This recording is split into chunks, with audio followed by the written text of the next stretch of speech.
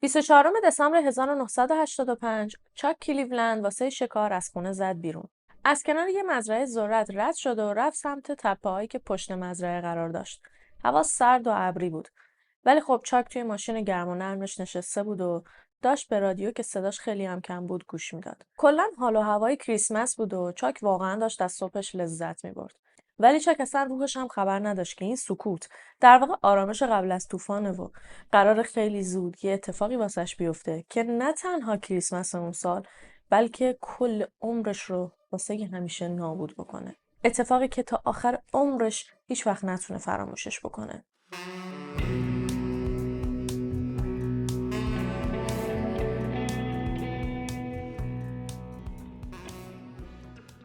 جاده‌ای که چاک داشت توی امتدادش میرفت بغلاش زمینای کشاورزی بود که توی اون هوای 9 درجه‌ای به اون سردی همه زمینا یخ زده بودن. همینطور داشت به مسیرش ادامه میداد و داشت چشش می‌کرد این ور اون ور رو نگاه می‌کرد که یهو متوجه شد که یه جسم آبی رنگ روی یکی از زمینای اطراف جاده افتاده. از اونجایی که خیلی کنجکاو شده بود زد کنار و رفت سمت جسم آبی رنگ. وقتی که نزدیکتر شد تمام وجودش یخ زد، نه از سرما بلکه از ترس، بلکه از تعجب. به خاطر اینکه اون چیزی که دیده بود در واقع جسد یه بچه بود. یه بچه که فقط یه سرهمی آبی تنش بود و پشت یه کپه چمن یخزده افتاده بود. رنگ صورت بچه انقدر کبود بود که مشخص بود زنده نیست. چاک کار عاقلانه کرد و به هیچی دست نزد. خب موبایل نبود اون موقع ها. برای همینم رفت توی ماشینش و با بیسیم به محل کارش اطلاع داد که یه جسد پیدا کرده و از همکاراش خواست که هر چه زودتر پلیس خبر کنن. چند دقیقه بعد پلیس رسید اونجا. منطقه رو بستن که آدم غریبه وارد نشه تا بتونن حسابی اونجا رو بگردن.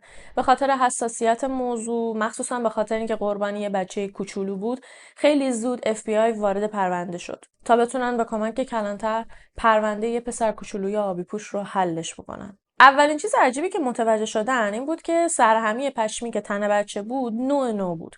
تمیز بود. نه بهش خاکی چسبیده بود، نه خونی بود. بعد قسمت کف پاها کاملا تمیز بود. مورد عجیب بعدی این بود که این مدل سرهمی ها رو معمولا تن بچهای خیلی کوچولو میکنن ولی اون بچه مشخص بود که حداقل 8 سالو داره. همون موقع که داشتن به جسد بچه و مخصوصا به لباسش دقت میکردن یکی از افسرهای پلیس یهو گفتش که احساس میکنم اصلا این لباس مال این بچه نیست. نه تنها مدلش بچگونه است بلکه انگار اصلا اندازش هم نیست. جسد بچه توی حالت تاق‌باز قرار داشت و متاسفانه حیوانای وحشی که اون اطراف بودن سر و صورتش رو حسابی زخمی کرده بودن. برای همینم پوست بینی و مقداری از لبش از بین رفته بود و این تشخیص چهرهش رو خیلی سخت میکرد. به خاطر اینکه میخواستن یه عکس ازش بگیرن توی روزنامه چاپ کنن تا اگر یه نفر بچهش گم شده بتونه عکس رو ببینه و شناسایی بکنه. اما خب به خاطر اتفاقی که واسه صورتش افتاده بود مجبور شدن که یه طرحی ازش بکشن. تا جایی که تونستن سعی کردن که طرح رو نزدیک به چهره اصلی بچه بکشن. یه سری رد تیره روی گردن بچه بود و پیشونیش هم کبود بود که توی نگاه اول وقتی همچین چیزی رو ببینی قطعاً به این فکر می‌افتی که احتمالاً این بچه کتک خورده. دقیقاً کارآگاه هم داشتن به همین فکر می‌کردن. مخصوصا رد کبودی روی گردن تو اکثر موارد نشون دهنده اینه که یه نفر با دست قربانی رو خفش کرده. موقعی که چاک جسد رو پیدا کرد اولش فکر کرده بود که جسد متعلق به یه دختر بچه است.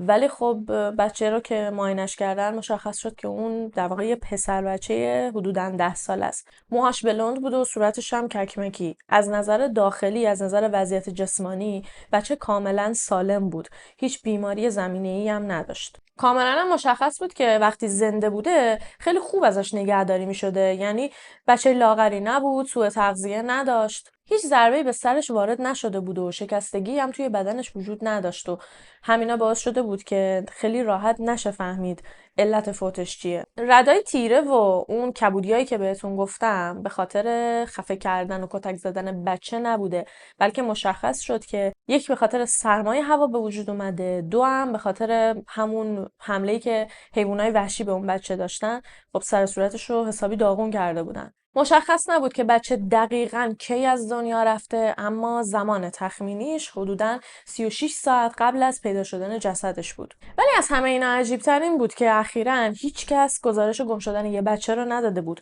نه اینکه کلا هیچ گزارشی ثبت نشده باشه. چرا یه سری گزارشات بود اما مربوط میشد به خیلی وقت پیش. بعدم مشخصات اون بچه ها اصلا با این بچه مطابقت نداشت. بعضی از بچه ها دختر بودن، بعضیاشون هم اصلا از نظر ظاهری هیچ همخونی با این یکی بچه نداشتن. یه سری پوستر چاپ کردن و اون طرحی که از بچه کشیده بودن به اضافه مشخصاتش رو توی پوستر ذکر کردن و توی سرتاسر شهر پخش کردن. حتی پوسترها رو توی روزنامه ها هم چاپ کردن و از مردم میخواستن که هر کس هر چیزی که میدونه بیاد و بگه به پلیس تا بلکه بشه این بچه رو شناساییش کرد. یه سری مشخصات ظاهری دیگه هم توی پوسترها نوشته بودن. اینکه بچه حدوداً 25 کیلوه، قدش 127 سانته، بین دندونای جلویش فاصله است، یه دونه ماه گرفتگی هم روی ساق پای چپش داره، یه زخم کوچیک گردم روی بازوی راستش داره. برند سرهمی پشمی هم که تنش بوده برند ریگال بوده که برند ریگال اون زمانا برند خیلی محبوبی بود و توی فروشگاه‌های زنجیره‌ای که اصطلاحاً بهشون میگن همه‌جی فروشی کیمارت فروخته می‌شده. یعنی اینجور نبود که یه برند خیلی خاص باشه. ممکن بود که توی هر خونه‌ای که بچه داشته باشن یه دونه از لباس‌های برند ریگال هم موجود باشه. خیلی‌ها با پلیس تماس گرفتن و سرنخ دادن و سعی کردن که به پلیس کمک کنن، اما هیچ کدوم از سرنخ‌ها به درد پلیس نخورد. مجبور شدن که جسد بچه رو چند ماه توی سردخونه نگه دارن به خاطر اینکه هر روز منتظر بودن یه نفر بیاد و این بچه رو شناسایی کنه. با خودشون میگفتن اگر که براش مراسم بگیریم و خاکش بکنیم، بعد اون وقت اگه کسی بیاد و بخواد شناساییش بکنه چی؟ اون موقع خب خیلی اوضاع ناجور میشد، مجبور میشدن نبش غرق کنن و هزار تا مشکل پیش میومد. ولی خب یه چند ماهی گذشت و واقعا هیچ خبری نشد و دیگه پلیس ناامید شد. نه اینکه از حل پرونده ناامید بشه، از جایی که خب واقعا درست نیست، جسد بچه همینطور توی سردخونه مونده بود. پلیس تمام مدارک لازم رو جمع کرد، از همه جای بدن بچه عکس گرفتن. یعنی حتی اگر بچه رو خاکش هم می‌کردن، اگر کسی می‌خواست شناساییش کنه با توجه به پرونده‌ای که داشت میتونست بیاد و از طریق پرونده بچه رو شناسایی کنه. از همه جاش عکس گرفتن و طرح رو هم ضمیمه پرونده کردن و اعلام کردن که میخوان بچه رو خاکش بکنن. بعضی از مردم که این خبر رو شنیدن داوطلبانه اومدن جلو به خاطر اینکه خب اون بچه کسی رو نداشت. یه سری از مردم پول گذاشتن روی هم و یه دونه سنگ قبر برای بچه گرفتن. یکیشون یه دونه قبر کلا بهش داد، یعنی خب قبر رو جدا باید تهیه کنی، سنگ رو جدا باید تهیه کنی. یه نفر دیگه هزینه مراسم رو داد، یه سری یا گل آوردن، یه نفرم یه کت شلوار سایز بچه خرید و آورد که موقع خاک سپاری تن بچه بکنن. یه نفرم واسش تابوت آورد و در آخر خب میخواستن یه اسمی روی سنگ قبرش واسش بنویسن، نمیخواستن ناشناس خاکش بکنن. برای همینم اسمش رو موقتا گذاشتن متیو، یعنی هدیه خداوند. 2 سال گذشت و هیچکس همچنان نه هویت بچه رو میدونست نه حتی علت فوتش رو. هر جوری که آزمایش میکردن، هر جوری که همه احتمالات رو در نظر میگرفتن، میدیدن که واقعا نمیتونن علت فوت بچه رو متوجه بشن. بچه نه کتک خورده بود، نه خفه شده بود، نه مسموم شده بود. یه چیز عجیبی که درباره این پرونده هست اینه که خب پرونده از دسامبر شروع میشه، از دسامبر 1985 شروع میشه. بزرگترین اتفاقاتی که واسه این پرونده میفته به طرز خیلی عجیبی همشون توی ماه دسامبر اتفاق افتادن. مثل اتفاقی که الان میخوام بهتون بگم. تو سال 1987 دقیقاً ماه دسامبر قشنگ 2 سال از کشف جسد بچه گذشته بود. یه نشریه خیلی معروف به اسم ریدرز دایجست که همیشه داغ‌ترین خبرها رو توی مجلش چاپ میکرد، درباره پسر کوچولوی آبی پوش توی یکی از مقالاش، توی یکی از ستوناش یه داستان نوشت. این نشریه از سال 1922 به این ور یکی از پرفروش ترین نشریه های آمریکا بود. وقتی که این داستان رو چاپش کردن، یه روز یک خانم آمیش که اهل اوهایو بود مجله رو خرید. همینطور داشت ورق میزد که یهو رسید به داستان پسر کوچولوی آبی پوش. خیلی محو داستان شد. همینطور داشت با دقت میخوندش. تازه طرح صورت بچه رو هم توی مجله چاپ کرده بودن. هی داستان رو میخوند و هی به طرح نگاه میکرد. احساس میکرد که این بچه رو میشناسه. خیلی قیافه بچه واسش آشنا بود. همینطور شرایطی که بچه رو توش پیدا کرده بودن و مشخصات ظاهری بچه. همش داشت به یکی از بچهای فامیلشون فکر میکرد، یکی از بچهای فامیلشون که خیلی وقت بود ازش خبر نداشت. ولی خب به خاطر اینکه مطمئن بشه صبر کرد شوهرش از سر کار برگرده، رفت مجله رو نشون و شوهرش داد و بهش گفتش که ببینین داستان رو بخون، این عکس رو هم نگاه کن، بگو یاد کی میافتی. شوهرش مجله رو از دستش گرفت و داستان رو خوند و طرح رو نگاه کرد و به زنش گفت تو رو نمیدونم ولی من یاد ایلای استوتسمن میافتم که زنش بهش گفت ببین منم از صبح ذهنم درگیر اونه. اون خانم بلافاصله با پلیس نبراسکا تماس گرفت و بهشون گفت که این بچه رو میشناسه. پلیس اومد اونجا، اومدن در خونه‌شون و باشون صحبت کردن. اونا هم هر چی که میدونستن رو درباره این بچه و خانواده‌اش به پلیسا گفتن. ایلای استوتسمن 28 سپتامبر 1950 تو اپل کریک اوهایو متولد شد. خانوادش آمیش بودن. اونم از آمیشای خیلی قدیمی که همه میشناختنشون توی اوهایو. مردم آمیش مردمان مذهبی مسیحی هستن که یه سبک زندگی فوق‌العاده خاصی دارن. از یه طرف انقدر سبک زندگیشون جالبه که به عنوان یه آدم غریبه وقتی میشنوی دلت میخواد یه بار بری بینشون ببینی سبک زندگیشون چجوریه. ولی از اون طرف وقتی تو عمق ماجرا میری با خودت فکر میکنی که مگه میشه، مگه داریم یه سری آدما توی این کره خاکی این شکلی زندگی کنن. قسمت عجیبتر ماجرا هم اینه که همچنان تو سال 2025 آمیش ها دارن به همون روش قدیمی زندگی میکنن. یعنی انگار گذر زمان هیچ تأثیری روی این اشخاص نداره. آمیشا آدمای ساده زیستی‌ان و تا جایی که میتونن از تجملات و از تکنولوژی دوری میکنن. به هیچ عنوان از پیشرفت علم و تکنولوژی خوششون نمیاد. خونه هاشون لوله کشی آب نداره، برق ندارن، از وسیله نقلیه استفاده نمیکنن، از درشکه و عرابه استفاده میکنن. حتی گواهینامه گرفتن رو بین خودشون یه جور تخطی از مقررات میدونن. اعتقادشون اینه که باید انقدر به خودت متکی باشی که اگر روزی توی این دنیا یه جایی گیر افتادی که هیچ کس نبود بتونی گلیم خودت رو از آب بکشی. مثلا معتقدن که آب خودت باید بری از سر چشمه یا از روی رودخونه بیاری واسه خودت. واسه چی از برق استفاده کنی وقتی که میتونی توی خونت شمع روشن بکنی؟ انقدر از وسیله نقلیه بدشون میاد که اگه یه نفر بین آمیش ها بگه که من دوست دارم ماشین بخرم یا دوست دارم گواهینامه بگیرم، یه جوریه که انگار طرف مثلا گفته من میخوام برم هروئین بکشم. میشوننش نصیحتش میکنن که وای اصلا بهش فکرم نکن، اینو این فکر رو از سرت بیرون بکن. حتی سوار اتوبوس و مترو هم نمیشن و همه جا با درشکه و عرابه تردد میکنن. اصالت آمیشا برمیگرده به آلمان و سوئیس، اما به خاطر سبک خاص زندگیشون انقدر که اذیت شدن، انقدر که متفاوت بودن و نمیتونستن همزیستی مسالمت آمیزی با مردم عادی داشته باشن، تصمیم میگیرن که مهاجرت کنن بیان آمریکا. به هر حال خب آمریکا انقدری بزرگ هست که حتی آدمهای عجیب غریب هم بتونن یه جایی رو واسه خودشون پیدا بکنن و اونجا رو قلمرو خودشون کنن. آمیشا بیشتر سمت پنسیلوانیا رفتن، اونجا تعدادشون خیلی زیاده، مثل مورمن ها که کلا اسم یوتا که میاد یاد مورمن ها میافتی. هر گونه سرپیچی از دستورات و قوانین آمیش ها توهین به کل مردم جامعه است. اما یه ویژگی خیلی خوبشون، البته خب نه به شکل آمیش ها چون آمیش ها خیلی افراطی این ویژگی رو دارن، ساده زیست بودنشون و دوری از تجملاته. یعنی اصلا بین آمیش ها شما نمیبینی یه نفر بره لباس برند بپوشه دنبال طلا و جواهرات و زیورالات و اینجور چیزا باشن، اصلا و ابدا. همیشه هم کل رو به جزء ترجیح میدن، یعنی میگن که منافع شخصیت رو واسه خودت اولویت نذار، یه جوری زندگی کن که مردمت همگی راضی و خوشحال باشن. یه وقتایی از خودت باید بگذری که مردمت ناراحت نشن. یه چیز دیگه هم این که کلا اصلا آدمای متکبری نیستن، اصلا. یعنی همیشه بین خودشون تاکید دارن که آدم باید متواضع و فروتن باشه، نباید کسی به کسی فخر بفروشه. اگر احیانا دارایی های تو از یه شخص دیگه بیشتره به هیچ عنوان نباید بهش فخر فروشی بکنی. همین الان اگه برید درباره آمیش ها سرچ کنید، عکسای جدیدی ازشون بخواید برید ببینید، سبک لباسشون شبیه سبک لباسشون توی 50 سال پیشه. لباسهای خیلی خیلی ساده، به دور از تجملات و زرق و برق و لباسهای برند.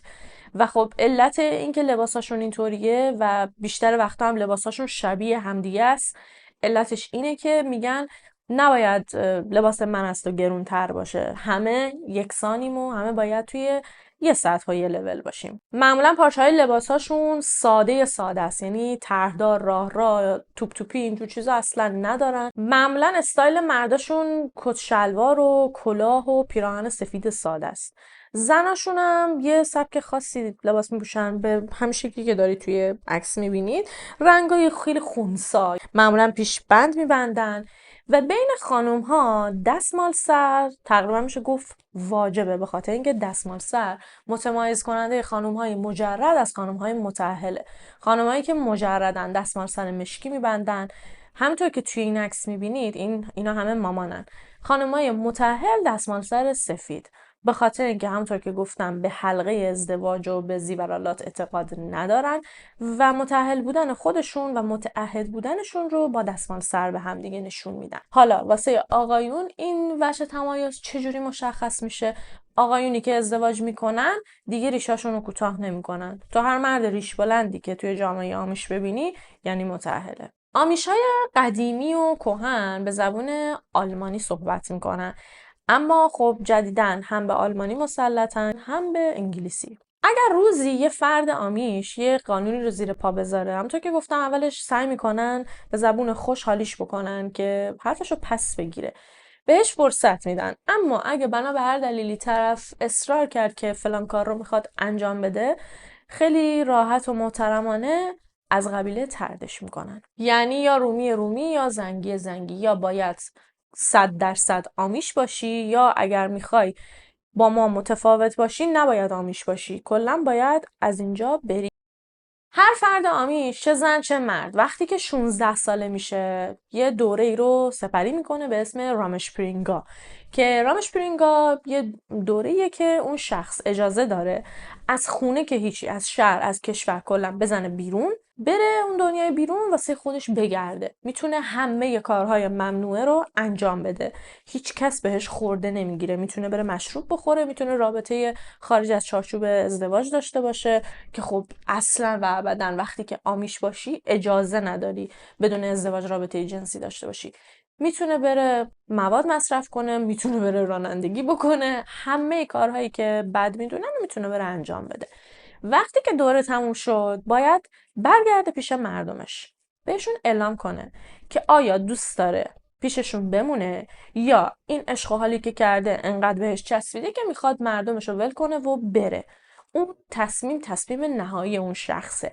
و خیلی جالبه که حدود 90% آمیش ها تا به الان، یعنی اونجوری که آمار نشون داده، بعد از گذراندن دوره رامشپرینگا برمیگردن پیش خانواده و میگن که نه، اون بیرون هیچ خبری نیست، من این زندگی رو دوست دارم. ولی اگر 1% تصمیم گرفتن که برن اون بیرون، دیگه تحت هیچ شرایطی حق ندارن برگردن. حتی افراد خود قبیله هم، حتی آمیش ها هم اجازه ندارن که با اون شخص توی آینده ارتباط بگیرن. اصلا لفظ رامشپرینگا به معنی گشتنیه. این بود خلاصه ای از سبک زندگی که ایلای استوتسمن توی اون بزرگ شده بود. تازه خانواده ایلای از اون آمیش‌های خیلی اصیل بودن که به نسبت آمیش‌های دیگه روی قوانینشون خیلی سرسخت‌تر بودن. مخصوصاً بابای ایلای که کشیش بود خیلی خشک مذهبی بود و قوانین آمیش واسش از نون شب واجب‌تر بود. ایلای 12 تا خواهر برادر داشت و خودش بچه 4م بود. توی این خانواده 15 نفره همه یه طرف بودن و ایلای یه طرف. کلا با خانوادهش متفاوت بود از همه نظر. و خب قبل از اینکه تفاوت‌هاشو بهتون بگم، فکر کنم میدونید که متفاوت بودن توی جامعه آمیش اصلا چیز قشنگی نیست و تو باید مثل بقیه باشی. آمیشا همه‌شون بلا استثنا کشاورزی رو باید یاد بگیرن و انجام بدن، چه شغلشون باشه چه نباشه. یعنی حتی اگه طرف شغلش کشاورزی هم نباشه باید بلد باشه بره توی مزرعه گندم درو کنه. تو اجازه نداری بری گندم بخری، تو اجازه نداری بری برنج بخری، خودت باید برنج بکاری. و هر بچه‌ای از بچگی همراه با خانواده‌اش و خواهر برادراش توی مزارع و زمینای کشاورزی میرفت و این کارا رو یاد میگرفت. ولی تنها بچه‌ای که اون وسط متنفر بود از کشاورزی و کشاورزی کردن و کار خیلی بیهوده و بی‌مصرفی میدونست ایلای بود.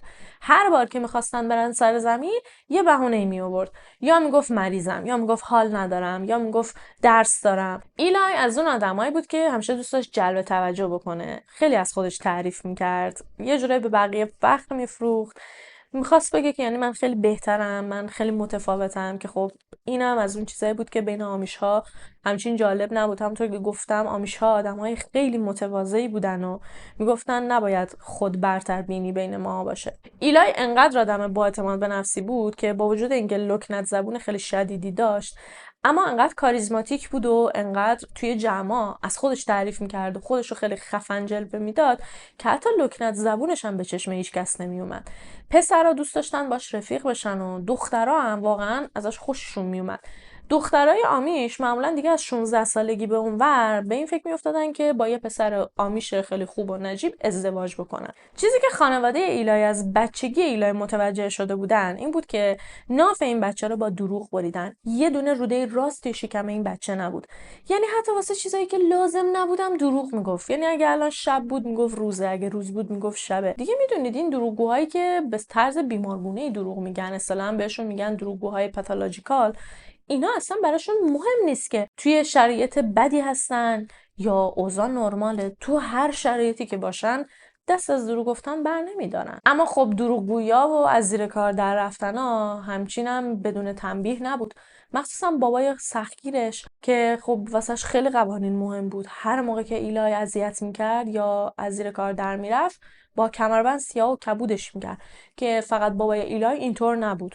اصلا کتک زدن با کمربند، یعنی بچه ها رو بزنی، بین آمیش ها یه روش تنبیه خیلی مرسومه، به خاطر اینکه خیلی روی قانونشون حساسن دیگه. ولی این کتک ها نه تنها باعث نمیشد که حساب ببره، بلکه روز به روز بدتر و بدتر میشد، بی‌آرتر میشد.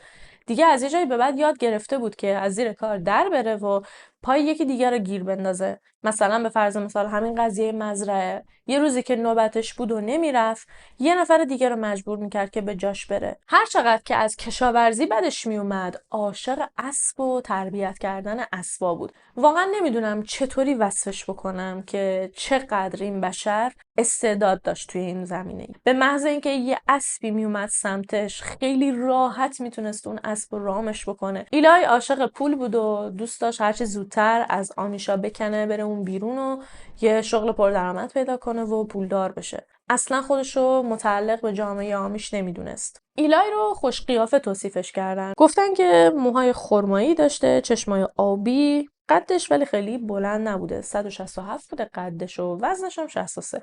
لاغر بود، اما خب از این لاغرای عضله‌ای، هر کس که میدیدش مثلا میگفت که چه بدن خوبی داری، مشخصه که ورزش میکنی. ولی خب کلا تیپش و استایلش مورد پسند خیلی‌ها بود. همونطور که گفتم دخترها واقعا ازش خوششون میومد. از یه جایی به بعد ایلای تصمیم گرفت که برای اینکه بتونه راحت‌تر کارهای مزرعه رو بپیچونه یه شغل دیگه واسه خودش پیدا کنه تا بلکه دست از سرش بردارن و به بهونه اینکه این اصلا خودش یه شغل دیگه داره کارهای مزرعه رو بهش ندن. واسه همینم تو سال 1971 رفت معلم شد.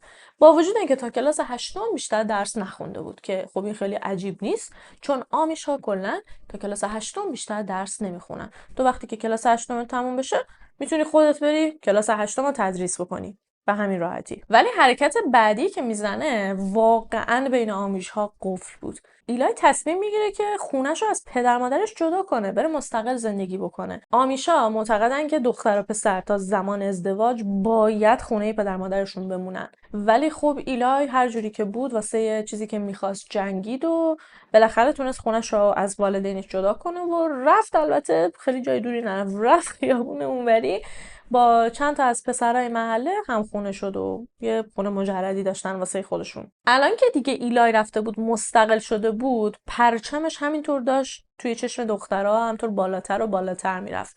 یه پسری که شاغل شده توی 21 سالگی، خونه مستقل داره واسه خودش، ظاهرش هم دوست داشتن. ولی ایلای از اینایی نبود که کلا خودش دنبال دختری بیفته، تا اینکه یه روز چشمش به یه دختری میفته به اسم آیدا که آیدا 16 سالش بوده و توی یکی از این انجمنایی که جوانای آمیش میرفتن، آواز میخوندن، ساز میزدن تا مثلا با همدیگه آشنا بشن و پارتنر پیدا کنن و بعد ازدواج بکنن، توی همین انجمنا با آیدا آشنا میشه.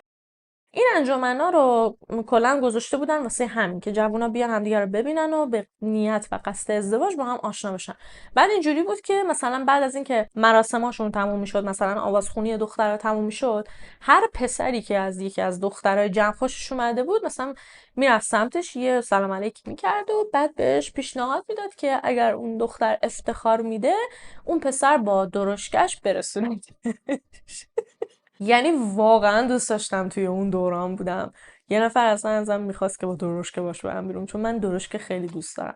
البته چیزی که بهتون میگم هنوزم همونطوره ها.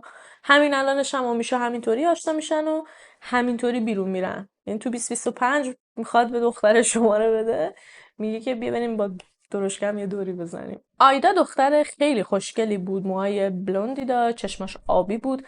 خیلی سعی کردم یه عکس ازش پیدا کنم اما متاسفانه موفق نشدم. آیدا و ایلای با هم دیگه دوست شدن و ارتباط داشتن. اینجوری هم نبود که تا آشنا بشن مجبور باشن ازدواج بکنن، میتونستن تا یه تایمی با هم دیگه دوست باشن و بعد هر موقع که آمادگیشو داشتن ازدواج بکنن.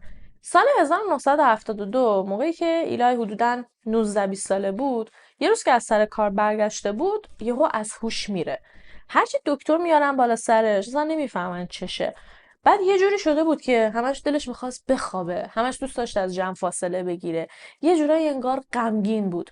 دکتری که اومد بالا سرش گفتش که احتمالاً از کار خسته شده، بهش توصیه کرد که استراحت بکنه، غذای خوب بخوره. ولی خب دکتر چیز خاصی متوجه نشد، نفهمید که ایلای واقعا چشه. که یهو بابای ایلای اومد و با دکتر صحبت کرد. دکتر گفتش که حقیقتا من نمیدونم، فکر کنم ضعف جسمانی داره. ولی باباش گفتش که آقای دکتر من میدونم پسرم چشه. پسر من مشکل روحی روانی داره. مطمئنم که دلیل اینکه هر حال رفته و کلا اینطوری الان گوشه‌گیر شده همینه. دکترم خیلی راحت حرف بابا رو قبول میکنه و میگه که خب آره منطقیه، منم فکر میکنم مشکل روحی روانی داره. از همون موقع بود که توی شهر چو افتاد که ایلای مشکل روحی روانی داره و دیوونه است و تا چند وقت دیگه قراره ببرنش تیمارستان. اما حالا اینکه باباش چرا این کارو کرد، به خاطر اینکه باباش وقتی دیده بود این بچه کلا با بقیه بچه‌ها فرق میکنه، از همون موقع فکر کرده بود که این یه مشکل روحی روانی داره که اینجوری داره مقاومت میکنه در برابر قانونهای جامعه آمیش. چون از دستش عصبانی بود. علت عصبانیتش هم چی بود؟ علتش هم این بود که ایلای تازگی‌ها به باباش گفته بود که میخوام درشکمو ارتقا بدم. باباش هم ناراحت شده بود، گفته بود آخه ارتقا چیه؟ مگه ما اصلا ارتقا میدونیم چیه؟ حق نداری، باید به همون روش سنتی درشکتو این ور اون ور ببری. بعد چون پسرش گفته بود نه میخوام درشکمو ارتقا بدم، نمیدونم شاید خواسته درشکش رو برقرار کنه. باباش هم ازش ناراحت شده بود و به این نتیجه رسیده بود که پسرش روانیه و عقل تو سرش نیست. از یه طرف دیگه هم ایلای بعد یه مدت که به عنوان معلم کار کرده بود، رفته بود درخواست داده بود که بهش ترفیع بدن، چون کارش خیلی خوب بود توی مدرسه. گفته بود که آره من دوست دارم ترفیع بگیرم، حقوقم اضافه بشه. باباش خیلی ناراحت شده بود، میگه بابا جان اصلا کلمه آپگرید قفل بین ماها، نکن این کاراتو. ولی گوش نمیداد ایلای روز به روز بیشتر دوست داشت پیشرفت بکنه و بابا خب از پیشرفت کلا میترسید. بابا یه کاری کرد که دیگه همه ایلای رو به چشمه روانی میدیدنش. از طرفی تونست دکتر رو راضی کنه که یه نامه بده که ایلای رو توی تیمارستان بستریش بکنن. ایلای رو بردن تیمارستان، 3 روز اونجا بستری بود. ولی اونجا متوجه شدن که اصلا این آدم هیچ مشکلی نداره. برای همینم بعد 3 روز مرخصش کردن. ولی موقعی که مرخصش کردن، ایلای وقتی که از توی تیمارستان اومد بیرون، دید باباش جلوی دره. باباش اصرار میکرد که بیا بریم خونه. ولی ایلای باهاش نرفت. اصلا همه این نقشه‌ها واسه این بود که بابا می‌خواست ایلای رو برگردونه خونه. اصلا دوست نداشت که پسرش خونه مجردی گرفته. ایلای وقتی که فهمید باباش چی کار کرده و چه آبرو و حیثیتی ازش برده، دیگه تحمل نکرد. تصمیم گرفت که برای همیشه آمیشا رو بذاره کنار. درشکش رو فروخت و رفت یه دونه دوچرخه خرید. اصلا به محض اینکه با دوچرخه شروع کرد توی شهر تردد کردن، به صورت اتوماتیک مردم آمیش طردش کردن. ایلای با دوچرخه‌اش رفت به وین کانتی. اونجا یه سری خانواده آمیش دیگه هم زندگی میکردن که با آمیش‌های اپل کریک خیلی فرق میکردن.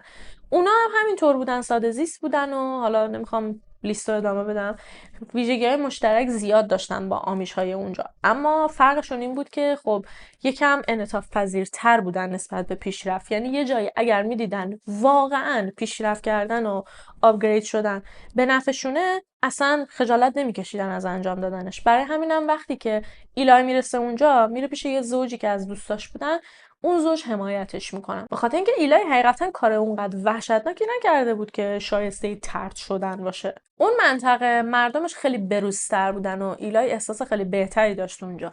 خیلی زود تونست اونجا جا بیفته، حتی با کلانتر شهر تونست رفیق جینگ بشه. اصلا با هم دیگه اینجوری بودن. رفت گواهینامه گرفت و خیلی زودم تونست یه دونه ماشین واسه خودش بگیره. همونطور که بهتون گفتم، اگه کسی از جامعه آمیش طرد میشد یا با پای خودش میرفت، مردم آمیشی که مونده بودن اجازه نداشتن باشه ارتباط بگیرن. ولی خب آیدا خیلی ایلای رو دوستش داشت و قایمکی واسه همدیگه دورادور نامه‌نگاری میکردن. رابطه رو با همدیگه به صورت پنهانی نگه داشته بودن. آیدا حتی اجازه نداده بود خانواده‌اش بفهمن که هنوز با ایلای در تماسه. ایلای انقدر با کلانتر رفیق شده بود که چند بار توی یه سری از ماموریت‌های کلانتر بهش کمک کرد، که یکی از این مهمترین ماموریت‌ها هم این بود که ایلای تونست یه چند تا از قاچاقچیایی که میومدن توی زمینای اطراف خرید و فروش ماریجوانا میکردن و واسه کلانتر تونست شناسایی بکنه و آمارشون رو بده و کلانتر بره دستگیرشون بکنه. چیزی که برای همه عجیب بود این بود که ایلای تو مزرعه یه آقای به اسم آقای استول کار میکرد. نظافتچی بود، میرفت زیر اسباشو تمیز میکرد، ولی وضع مالیش خوب بود. خیلی هم میگن اصلا خود ایلای تو کار خرید فروش مواد بوده و رفته رفیقای خودش رو به کلانتر لو داده. خلاصه ایلای شده بود خبرچین کلانتر، اما خب از اونجایی که دهن گشادی داشت و خیلی دوست داشت از خودش همه جا تعریف بکنه، هر جا مینشست قشنگ این حرفو میزد که من کمک میکنم به کلانتر، من جاسوس کلانترم. بعد از یه جایی به بعد دیگه همه میدونستن ایلای خبرچینه، که یه روز رفت پیش کلانتر و بهش گفتش که ببین امنیت منو باید تامین بکنی، من هر روز دارم تهدید میشم، نامه‌های تهدیدآمیز میاد در خونم، مردم دنبالم میکنن، بهم میگن جاسوس، امنیت منو تامین کن. که کلانتر بهش گفت که ببین اگه دهنتو نبندی هیچ کس نمیفهمه که تو چیکار میکنی، تو خودت هی داری میری همه جا میگی من جاسوسم. تا اینکه یه روز که آقای استول رفته بود شهر، وقتی که برمیگرده میاد سمت استبل، برای اسباش غذا خریده بوده، میاد بره به اسباش غذا بده که ایلای رو وسط استبل پیدا میکنه. ایلای غرق توی خون خودش بوده. آقای استول به موقع میرسه و خیلی زود نجاتش میده. ایلای تعریف کرد که دوتا مرد خیلی قوی هیکل بهش حمله کردن و با تخت سنگای خیلی بزرگ همینجور بهش ضربه زدن. بعد ایلای تنها چیزی که تو اون لحظه کنار دستش داشته یه دونه چنگال بوده.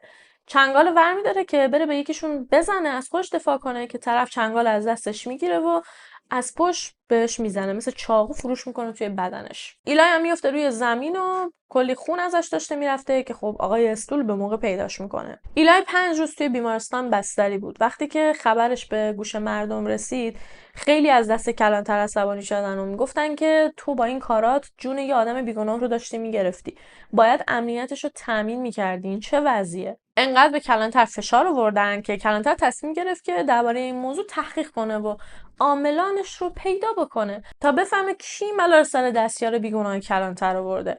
ولی کلانتر هرچی بیشتر تحقیق میکرد، بیشتر به این نتیجه میرسید که توی داستان ایلای یه سری شکاف وجود داره که به هیچ عنوان با عقل و منطق جور در نمیاد. اظهارات ایلای حقیقتاً با چیزی که توی صحنه جرم پیدا کرده بودن خیلی مطابقت نداشت. مثلا گفته بود با چنگال به من حمله شده، ولی اینطور نبود که وقتی پیداش کنن چنگال توی بدنش فرو رفته باشه. یه چنگال افتاده بوده اونورا، اما مثلا زخمایی که روی بدنش بوده اونقدری عمیق نبوده، زخمای سطحی بوده که بهشون نمی اومد به خاطر فرو کردن چنگال به وجود اومده باشه. کلانتر چند بار رفت استبل و انقدر گشت تا بالاخره زیر آخر یکی از اسبا یه دونه تیغ خونی پیدا کرد که خب خونی که روش بود متعلق به ایلای بود، که حدس می‌زدن ایلای خودش با تیغ به خودش ضربه زده، هیچکس بهش حمله نکرده بوده. خودش این سناریو رو پیچیده راه انداخته که خودش یه قهرمان نشون بده. چون ایلای رفته بود یه سری نامه رو به کلانتر داده بود، گفته بود این نامه‌های تهدیدآمیزه، واسه من میفرستن در خونه. ولی خب یه سری نامه با دستخط خود ایلای هم تونستن پیدا کنن که این نامه ها با اون نامه های تهدیدآمیز دستخطشون یکی بود. مشخص بود که خود ایلای نامه ها رو نوشته. اما نقشش متاسفانه بد پیش میره. قرار بود یه دونه تیغ بزنه به خودش و وایسه تا آقای استول سری بیاد نجاتش بده، اما از بخت بدش کار آقای استول طول میکشه. آقای استول دیرتر از اون تایمی که میبایست میرسه. حتی آقای استول به کلانتر گفته بود وقتی رسیدم بالا سرش اولین جمله‌ای که گفتیم بود که چرا انقدر دیر کردی؟ بعد از اینکه از بیمارستان مرخص شد برگشت مزرعه پیش آقای استول. ولی خب هر از چندگاهی میرفت و بعد یه مدت پیداش میشد. خیلی غیب میشد. آقای استول کم کم داشت به شک میکرد. همش واسه سوال بود که این کجا میره که اصلا بیشتر وقتا اینجا نیست. یه بار که طبق معمول غیبش زده بود، زن آقای استول داشت خونه رو تمیز میکرد که توی اتاق ایلای زیر تشکش یه سری مجله پیدا کرد. یه سری مجله که جاساز شده بوده که مجله های مثبت 18 بودن و محتواشون هم در رابطه با مردهای همجنسگرا بود. خانم استول بلافاصله از ترسش مجله ها رو آتیش میزنه. از تصور اینکه کسی بفهمه که یه مردی که همچین مجله هایی رو نگه می‌داشته پیش اینا زندگی میکنه، واقعا وحشت تمام وجودش رو گرفت. به هر حال اینا هم آمیش بودن دیگه. خانم استول این قضیه رو به روی ایلای نمیاره، ولی فکر میکنم واسه کل محله تعریف کرده بوده که الان به گوش ما هم رسیده و ما هم ازش خبر داریم. از اون موقع به بعدم بود که توی کل شهر میپیچه که ایلای گیه. در روزایی هم که غیب میشه در واقع میره خارج از شهر، میره یه شهری که از شهر خودش دور باشه، قایمکی میره و با مردای همجنسگرا رابطه جنسی برقرار میکنه. یه چند وقت بعد تو 10 فوریه 1975 بالاخره استولها اخراجش میکنن. هیچ دلیل موجهی واسه اخراج کردنش نمیارن، فقط میگن که شرمنده دیگه نمیتونیم اینجا نگهت داریم. اما خب تابلوه که به خاطر قضیه مجله ها بوده. ایلای خسته و درمونده برمیگرده شهر زادگاهش. با کشیش صحبت میکنه. باباش دیگه کشیش نبوده، یه کشیش جدید آورده بودن. کشیش جدید آدم خوب و با درکی بود. وقتی که ایلای بهش میگه که آره پشیمونه از این که مردمشو ول کرده و رفته، کشیش بهش میگه که ما تو رو میبخشیمت، میتونی دوباره اینجا بمونی. ایلای هم خوشحال دوباره برگشت پیش مردم. بعد تونست بره دوباره توی مدرسه استخدام بشه و از همه اینا مهمتر بالاخره با آیدا بعد از 4 سال دوستی نامزد میکنه. ولی یه چیزی که مهمه بدونید اینه که اینکه رفت با آیدا نامزد کرد دلیلش عشق و دوست داشتن و تشکیل خانواده نبود. فقط و فقط میخواست گی بودنش رو مخفی بکنه، چون ایلای واقعا گی بود. ایلای یه زندگی کاملا دوگانه داشت. از یه طرف یه پسر آمیش خیلی اصیل بود که نامزد داشت، معلم بود و داشت خودش رو آماده میکرد که با همسرش عروسی کنه و برن زیر یه سقف. همون چیزهایی که نرم جامعه آمیش ها بود. ولی یه روی دیگه زندگیش خیلی با این یکی متفاوت بود. اینکه گی بود و تمایل داشت با مردها رابطه داشته باشه، اما خب مجبور بود که اون یکی روش رو توی جامعه آمیش نگه داره که نه قضاوت بشه نه آبروش بره. ولی خب بهتره بگیم که گی نبوده. به نظر من دو جنسگرا بوده، بایسکشوال بوده، چون که همزمان که با آیدا بود خب با یه سری مرد هم رابطه داشت. ولی خب خیلیا توی یکی از شهرهای نزدیک با یه دختر دیگه هم دیده بودنش، برای همین بهتره بگیم بایسکشوال بوده. تا اینکه تو ماه نوامبر متوجه شدن که آیدا بارداره و ایلای مجبور شد که رابطه‌ش رو با اون دختر قطع بکنه و هر چه زودتر عروسی بگیره. دسامبر 1975 هم باز میشه گفت سومین دسامبری بود که یه اتفاقی افتاد. توی اون ماه عروسی آیدا و ایلای بود. ولی از بعد عروسی ایلای خیلی کمرنگ شده بود. یا همش سر کار بود یا آیدا رو میپیچوند و میرفت خارج شهر به بهونه اینکه مأموریت کاریه، به بهونه اینکه با دوستاشه و خب میرفت پیش مردا. اون موقع ها خب اپ دوستیابی نبود دیگه. مردم وقتی میخواستن با هم آشنا بشن توی یه سری روزنامه ها یه سری ستونا بود، درخواست میدادن. اسمشون رو نمیگفتن ولی مشخصاتشون رو میگفتن که خواهان رابطه هستن. بعد یه صندوق پستی داشتن دیگه، از طریق نامه با هم دیگه در تماس بودن که خب ایلای هم توی این ستونا خیلی درخواست میداد. مشخصات خودش رو مینوشت که چشاش اینجوریه، موهاش اونجوریه، قدش اینجوریه و دنبال رابطه با یه آقاه. خیلی هم به آگهیش جواب میدادن و نامه‌نگاریاشون شروع میشد و خب خیلی هاشون هم میتونستن با همدیگه ملاقات داشته باشن. سپتامبر 1975 بچهشون که یه پسر بود و اسمشو گذاشتن دنیل به دنیا اومد و همون موقع هم تونستن یه مزرعه بخرن و کلا رفتن توی مزرعه ساکن شدن تا اینکه تابستون 1977 رسید و یه شب که ایلای و آیدا و پسرشون خوابیده بودن یهو احساس کردن که از بیرون محوطه یه چراغی روشن شده و یه بوی دودی میاد. آیدا از خواب میپره و متوجه میشه که یکی از انباراشون آتیش گرفته. سریع ایلای از خواب بیدار میکنه و میگه که انبار آتیش گرفته. ایلای به محض اینکه از پنجره بیرون رو نگاه میکنه میبینه انبار آتیش گرفته، داد میزنه و به آیدا میگه که برو کمک بیار، منم میرم آتیشو خاموش کنم. آیدا 8 ماهه باردار بود سر بچه دومش. دوتایی راه میافتن میرن سمت محوطه که ایلای بره سمت انبار و آیدا بره سمت خونه همسایه که از تلفن خونه همسایه استفاده کنه و زنگ بزنه به آتش نشانی. ولی وسطای راه یهو آیدا از هوش میره. ایلای انبار رو ول میکنه و میره بالای سر آیدا و نبضش رو میگیره و متوجه میشه که همسرش از دنیا رفته. آیدا از ترسش ایست قلبی کرده بود. آتش نشانا اومدن و آتیشو خاموش کردن ولی ایلای از شوک مردن همسرش و بچه متولد نشده‌ای که توی شکمش بود با هیچ کس صحبت نمی‌کرد. یه گوشه نشسته بود و فقط داشت به حرفای بقیه گوش میداد. نه گریه می‌کرد، نه عصبانی بود. وقتی که تیم حریق اونجا رسیدن، ایلای واسهشون تعریف کرد که اتفاقا همون روز، یعنی قبل از اینکه انبار آتیش بگیره، انگار یه صاعقه‌ای میزنه به همون انباری که آتیش گرفته بوده. بعد میگه که اتفاقا کارگر مزرعه هم اونجا بود و دید. کارگر مزرعه یه پسر 17-18 ساله بود. وقتی که باهاش صحبت کردن، گفتش که حقیقتا من چیزی ندیدم. و یه موضوع عجیب‌تر این که روز قبل از آتیش سوزی یه وکیل اومده بوده مزرعه و آیدا و ایلای وصیت‌نامه و بیمه عمرشون رو تنظیم کرده بودن. انبار کلا سوخت و خاکستر شد ولی خونه یه دونه خط هم بر نداشته بود که خب خیلی عجیب بود. انگار هدف فقط انبار بوده. وقتی هم که جسد آیدا رو پیدا کردن متوجه شدن که روی صورتش پر از خط و خش و زخمه. اما از اونجایی که ایلای خودش از قبل هی به همه گفته بود که همسر من ناراحتی قلبی داره، علت فوت آیدا رو زدن ایست قلبی. اما پزشک خانواده آیدا که از 16 سالگی آیدا رو ویزیت می‌کرده، بعدها که موضوع رو فهمیده بود گفته بود که به هیچ عنوان این دختر هیچ ناراحتی قلبی نداشته و قلبش خیلی هم خوب کار می‌کرده. از اونجایی که بهتون گفتم جامعه آمیش مردم خیلی متحد و هماهنگی بودن و خیلی هم هوای همدیگه رو داشتن، همگی داوطلب شدن و بدون اینکه هیچ هزینه‌ای از ایلای بگیرن انبار سوختش رو واسش دوباره از نو ساختن. حتی این بار ایلای بهشون گفته بود که یه سری تغییرات میخواد به وجود بیاره، از جمله اینکه میخواست استبل اسب اونجا درست بکنه که همسایه ها مطابق با میلش واسش استبل اسب هم درست کردن.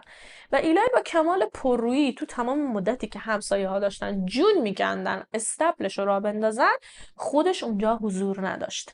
میرفت خارج شهر پیش مردای همجنسگرا. انبار جدید حسابی مدرن بود و اصلا هیچ شباهتی به قبلی نداشت و کلی استبل گذاشتن و ایلای هم رفت چند تا اسب خرید و گذاشت توی مزرعه. خانواده آیدا همزمان هم به مردم توی مرمت انبار کمک میکردن، هم نوه‌شون دنیل رو نگه میداشتن. تو هم روزا که خب همه دور و بر ایلای بودن، دلداریش میدادن، میخواستن تنهاش نذارن، یه وقتایی خانواده خودش هم میومدن بهش سر میزدن، از جمله خواهرش، خواهرزاده‌هاش، که تو همون دوران دوتا از خواهرزاده‌هاش یه اتفاقی واسهشون میفته که تا چندین سال درباره‌اش صحبت نکرده بودن و بعد چند سال بالاخره سکوتشون رو میشکنن. میگن که داییشون چند بار توی خواب اومده بهشون دست درازی کرده که خواهرزاده‌های ایلای دوتا پسر نوجوان بودن. اما اونا از ترس آبرو تا چندین سال اصلاً به هیچ کس نمیگن که داییشون چه بلایی سرشون آورده. مردم خیر آمیش وقتی که شنیدن چه اتفاقی واسه ایلای افتاده، اینکه دچار آتش سوزی شده خونش، اینکه همسر باردارش رو از دست داده، اینکه یه بچه کوچولو افتاده سر دستش، تصمیم گرفتن که تا جایی که میتونن بهش کمک کنن، به جز اینکه انبارش رو واسش بازسازی کردن، کلی هم بهش پول دادن. حمایت‌های مالی به سمت ایلای سرازیر شد. تو همون روزا بود که ایلای دوباره مثل چند سال قبل اون حالت حمله عصبی بهش دست داد، همون حالتی که یهو بیهوش شد و افتاد و یه چند ساعتی واسه خودش همش دلش میخواست از بقیه دور باشه. این بارم بستریش کردن و مشاوره و دارو درمانی شروع شد. دوباره تو سال 1978 مزرعه رو فروخت و باز دوباره آمیش‌ها رو ترک کرد و از اونجا رفت. تصمیم گرفت که سفرش به دور آمریکا رو شروع کنه و بره فقط واسه خودش تفریح بکنه. ایلای رفت جورجیا و اونجا تونست مربی اسب بشه که همونطور که گفتم خیلی توی این مورد استعداد داشت. دیگه به یه جای رسیده بود که اسبای مسابقه‌ای رو بهش میسپردن. پسرش رو سپرد به یکی از دوستاش، یه خانم آقای جوونی بودن که خب اصلا آمیش نبودن. ایلای بچه رو که بهشون سپرد گفتش که من بعد یه مدت برمیگردم و پسرم رو از پیش شما میبرم، فقط خواهش میکنم تحت هیچ شرایطی بچه‌مو به خانوادم ندید. به هیچ عنوان دلم نمیخواد بچم به سبک و سیاق آمیشا بزرگ بشه. ایلای دیگه از جورجیا خسته شد و رفت فلوریدا. اونجا گارسون یه رستوران بود، اما بازم مثل قدیم یه شغل خیلی معمولی داشت، اما همیشه جیبش پر پول بود که خب به احتمال خیلی زیاد دوباره رفته بوده تو کار خرید و فروش مواد. با وجود اینکه الان ایلای دیگه زن نداشت و خیلی راحت میتونست بره با مردا رابطه داشته باشه، اما همچنان جامعه آمیش مثل یه سایه دنبالش میکرد. مجبور بود یه وقتایی که مردمش رو میبینه ادای یه مرد داغ دیده رو در بیاره که شدیداً نگران آینده پسرشه. ایلای دوباره توی روزنامه ها درخواست داد و پارتنرای جدید واسه خودش پیدا کرد و از طرفی غرق مواد و غرق الکل هم شده بود و داشت اون چیزی که دوست داشت رو واسه خودش میساخت. اما ایلای اصلا حتی آدم متعهدی هم نبود. همزمان پارتنرهای مختلف داشت. یه وقتایی میشد که امشب با یه مرد میخوابید، 2 روز بعد با یه مرد دیگه میخوابید. اصلا حد و مرز نداشت توی روابطش. البته رابطه داشتن با این مردها فقط از دید لذت جنسی نبود. ایلای تا جایی که میتونست از همشون سوء استفاده میکرد. مثلا بعد از اینکه با طرف رابطه جنسیش تموم میشد بهش میگفت که میشه بی زحمت بلند شی ظرفامو بشوری، یا مثلا از یکی دیگهشون میخواست بره لباساشو بشوره، یا یه وقتایی ازشون پول میگرفت. دنیل هم دقیقاً مثل زندگی دوگانه باباش یه وقتایی تو زندگیش بود، یه وقتایی نبود. یه وقتایی دلش تنگ میشد میرفت میآوردش پیش خودش، یه وقتایی دوباره میدادش به همون فامیلشون. یه وقت میدیدی یه روز پیش باباشه، 2 سال باباشو نمیبینه. ولی خیلی‌ها شاهدن که دنیل بارها و بارها توی این بزمای پدرش حضور داشته. یه وقتایی بوده که پدرش با یه مرد توی خونه بوده، دنیل کوچولو هم توی اون خونه بوده. یه وقتایی بوده که اون مردها دنیل رو میذاشتن روی پاهاشون، به شوخی به بدنش دست میزدن که حتی دنیل از یه جایی به بعد یاد گرفته بود اونم از روی کنجکاوی به بدن مردا دست میزد. خب اونم تقصیری نداشت، اون یه بچه خیلی کوچولو بود که چیزی که دیده بود و مثل یه توتی فقط داشت تکرار میکرد. اما یه تضاد خیلی بزرگی که این وسط وجود داشت این بود که علیرغم این بی‌بندوباری ایلای که واقعا اصلا مراقبت نمیکرد از بچه و واقعا برای بچهش حریم شخصی قائل نبود، از یه طرف دیگه از نظر خورد و خوراک و از نظر تربیت و سلامت و لباس و از همه نظر دنیل توی بهترین موقعیت بود. یعنی اصلا این بچه هر موقع مریض میشد بلافاصله ایلای میبردش دکتر، غذای خوب بهش میداد، روی تربیتش هم همونطور که گفتم خیلی حساس بود. مثلا به فرض اگه دنیل لوس با یکی صحبت میکرد یا صداشو برای یه آدم بزرگسال میبرد بالا، ایلای فوراً دعواش میکرد و میگفت که باید عذرخواهی بکنی. جالبه که دنی هم دقیقاً مثل باباش لکنت زبون داشت، اما از اونجایی که طرز بزرگ شدنش با باباش خیلی متفاوت بود، لکنت زبون دنیل از بچگی روز به روز بد و بد و بدتر شد. ایلای به خاطر اینکه خب از بچگی طغیانگر بود و یه جورای شخصیت مستقلی داشت و پدر و مادر هم بالای سرش بودن، تونسته بود لکنت زبونش رو به مرور درست بکنه. اما دنیل به خاطر اینکه توی یه شرایط خیلی ناجور داشت بزرگ میشد، توی شرایط فوق العاده استرسا، لکنت زبونش هی داشت بدتر میشد. اصلا کسی با این بچه صحبت نمیکرد. باز ایلای 10-12 تا خواهر برادر داشت که باشون هر روز داشت صحبت میکرد. دنیل خیلی تنها بود. لکنت زبونش یه جوری شده بود که خودش ترجیح میداد کم صحبت بکنه و انقدر کم صحبت میکرد که اصلا یه وقتایی میدیدی تو کل روز 2 کلمه بیشتر نمیگفت. از یه طرف چون که تو کل این دنیای به این بزرگی فقط باباشو داشت، یه جورایی اضطراب جدایی از ایلای رو داشت. از اونجایی هم که مرتب ازش جدا میشد، روز به روز لکنتش بد و بد و بدتر میشد. ایلای کم کم از اون مردا واسه بیبی سیت کردن دنیل هم استفاده میکرد. یعنی خودش میرفت بیرون، بچه رو میسپرد به معشوقه‌ای که در حال حاضر باهاشه، چون یه وقتایی هم پیش میومد که با یکی از معشوقه‌اش مثلا 1 ماه بمونه، 3 ماه بمونه. دیگه مثلا به فرض که اعتماد میکرد به طرف، پسرش رو هم میسپرد دست اون شخص که اون شخص مثلا لباسای دنیل رو بشوره، حمومش بده، بهش غذا بده. و خب تصورشو بکنید، از جایی که این آدم هوسباز بود و مرتب با پارتنرهای مختلف بود، به محض اینکه بچه میومد به یکی از این عمو عادت بکنه، اون عمو میرفت و یه عموی جدید میومد و بچه گیج و غمگین و مضطرب‌تر از قبل میشد. واسه سوال بود که فلان عمو کجا رفت، چرا دیگه نمیاد؟ فکرشو بکنید واسه یه بچه 2-3 ساله چه موقعیت ترسناک و آسیبزاییه که به یه بزرگسال عادت کنه و اون شخص بره و یکی دیگه بیاد، باز اون بره یکی دیگه بیاد. چه برسه به این که این موضوع مثل یه چرخه مرتب در حال تکرار باشه. تو 1982 ایلای یه دونه مزرعه خیلی بزرگ توی کلرادو میخره و اونجا رو میکنه محل تربیت اسبا. اما فقط محل تربیت اسبا نبوده. جدا از اینکه خب اونجا زندگی میکرده، اونجا میشه پاتوق مردای همجنسگرا. هر روز خدا اونجا مهمونی بوده. مشروب، مواد، مردای همجنسگرا، حتی زنای همجنسگرا هم اونجا همیشه حضور داشتن. و خب این فرضیه مواد فروش بودن ایلای رو بیشتر از قبل تقویت میکنه، به خاطر اینکه خب تمام این مهمونی ها هزینه داشتن و خب ایلای همیشه خدا جیبش پر پول بود. این یک. دو اینکه توی این مهمونی ها دیده شده بود که ایلای یه وقتایی مواد رو به مهموناش میفروخته. اسب همچین ارزون هم نیست دیگه. ایلای مرتب در حال اسب خریدن بود. یه اسب میخرید، تربیتش میکرد، به قیمت خیلی گزاف‌تر میفروختش. تو نوامبر 1983 باز قصد سفر کرد، منتها این بار همراه با دنی دوتایی رفتن سمت تگزاس. 12 می 1985 یه جسدی رو اطراف پایلت ناب تگزاس پیدا میکنن که یه چیزی هلوش 6 هفته از مرگش میگذشته. جسد حسابی تجزیه شده بود و از یه اسلحه کالیبر 22 به چشمش شلیک کرده بودن. هیچ لباسی تنش نبود، هیچی، فقط یه دونه شورت پاره‌پوره کنارش افتاده بود. موهای قربانی قهوه‌ای بود و وزنش حدوداً 64 کیلو بود. بعدها به کمک سوابق اثر انگشتش که توی سیستم ارتش موجود بود، تونستن شناساییش بکنن. اسمش گلن البرت پریچت بود که تو 1961 به دنیا آمده بود. گلن جوونیاش اصلا زندگی خوبی نداشته. از دوران نوجوانی مرتب از خونه فرار میکرد و از سن خیلی کم هم به الکل و مواد رو آورده بود. 2 سال قبل از پیدا شدن جسدش یه بار پلیس جلوی ماشینش رو میگیره به خاطر اینکه مواد کشیده بوده و داشته تحت تاثیر مواد رانندگی میکرده. توی یه دفتر پستی کار میکرد، همسر داشت به اضافه 2 تا بچه.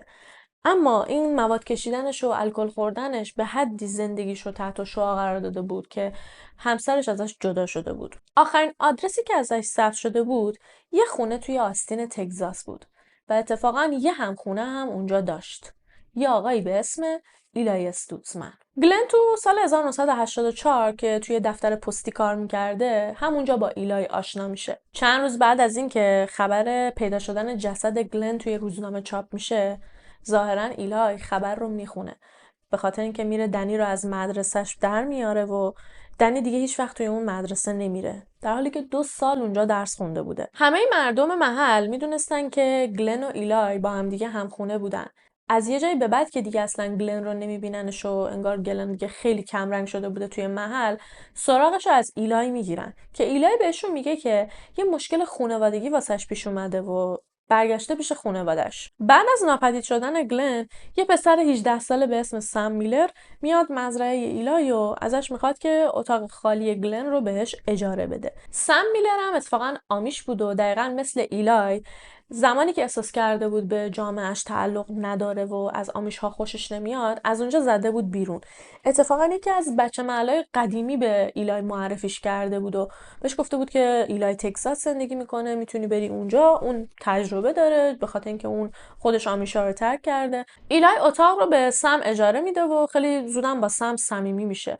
اما خب سم متوجه شده بود که رفتارهای ایلای خیلی عجیبه، خیلی مضطرب و خیلی عصبی بود. واسه ساعتهای خیلی طولانی دنیل میذاش پیش سم میلر رو از خونه میرفت و یه وقتایی بعد 2 روز میومد خونه. دنی دیگه 9 سالش شده بود. با وجود اینکه یه اتاق به اندازه یه دونه اسباب بازی فروشی فقط اسباب بازی داشت، اما کمبود حضور پدرش توی زندگیش خیلی دیده میشد. الان برعکس بچگیاش، ایلای به محض اینکه از دستش عصبانی میشد، جلوی همه یهو میدیدی یه دونه سیلی میخوابون زیر گوش بچه. همینا هم باعث شده بود که لکنت زبونش توی 9 سالگی حتی از بچگیش هم بدتر بشه. از اونجایی که الان دیگه پلیس آخرین آدرس گلن رو پیدا کرده بود، تصمیم گرفتن که برن و یه سری به اونجا بزنن. 15 جون 1985 میرن در خونه ایلای. از ایلای سراغ گلن رو میگیرن و گلن میگه که روز 5 می ایلای سوار اتوبوس میشه و میره مونتانا پیش خانوادش. ولی خب جسد گلن 12 می پیدا شده بوده.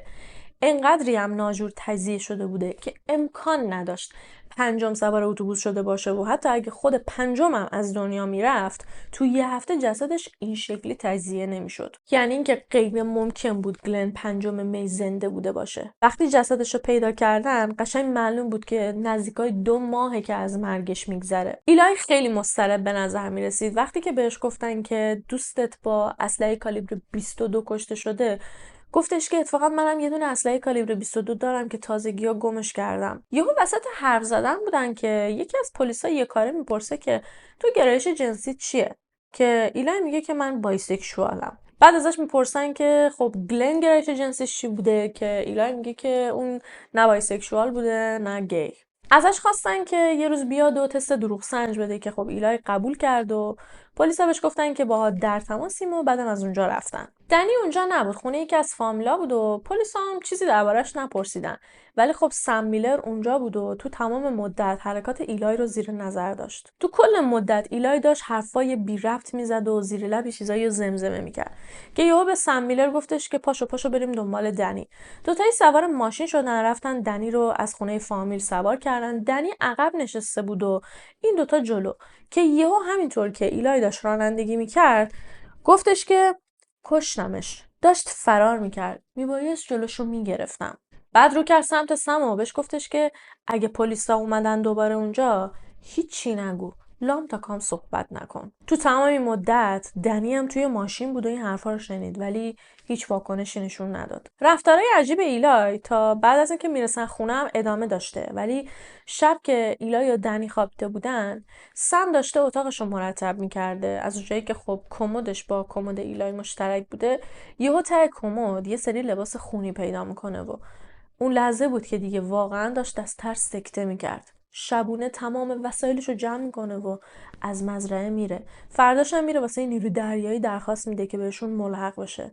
یعنی فقط میخواست هر جوری که هست از ایلای فاصله بگیره. البته یه همخونه سوم هم توی اون خونه زندگی میکرده که خب اسمش محفوظ مونده و بنا به دلایلی گفته نشده، ولی ما صداش میکنیم هنری. سم میلر گی نبود و با ایلای رابطه جنسی نداشت، واقعا به مقصد کار اومده بود اونجا، اما هنری در واقع معشوقش بود. فردای روزی که سم میلر فرار میکنه و میره، ایلای میره به هنری میگه که من امروز با وکیلم صحبت کردم، وکیلم بهم گفته که بهتره یه چند روز فرار کنم برم یه وری گم و گور بشم تا آبا از آسیاب بیفته. ولی هنری حرفش رو باور نمیکنه. کدوم وکیلی همچین چیزی رو به موکلش توصیه میکنه؟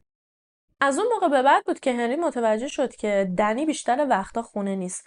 هر بارم که سراغش رو از ایلای میگرفت، ایلای میگفت که خونه فامیله، خونه اینه، خونه اونه. تا اینکه یه روز ایلای از هنری خواست که تا یه جایی برسونتش. بعدم قبل از اینکه از خونه برن بیرون، یه عالمه ساک و چمدون رو با خودش آورد و گذاشت توی ماشین. هنری رسوندش به یه پارکینگ عمومی. ایلای بهش گفتش که دارم میرم دنبال دنی رو بردارم، یه چند روز بریم گم و گور بشیم و آبا از آسیاب که افتاد برگردیم.